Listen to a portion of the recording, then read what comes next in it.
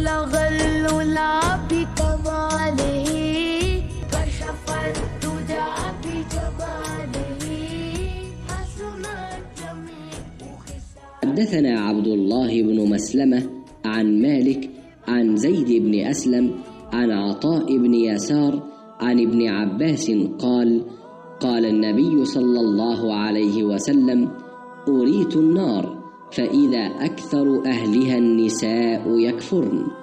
قيل: أيكفرن بالله؟ قال: يكفرن العشير ويكفرن الإحسان.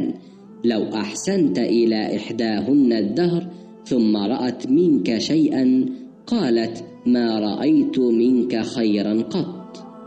ইবনু আব্বাস রাদিয়াল্লাহু আনহুমা থেকে বর্ণিত, তিনি বলেন, নবী সাল্লাল্লাহু আলাইহি ওয়াসাল্লাম বলেছেন, আমাকে জাহান্নাম দেখানো হয়। আমি দেখি তার অধিবাসীদের বেশিরভাগই নারীজাতি, কারণ তারা কুফরি করে। জিজ্ঞেস করা হলো, তারা কি আল্লাহর সঙ্গে কুফরি করে? তিনি বললেন, তারা স্বামীর অবাধ্য হয় এবং অকৃতজ্ঞ হয়।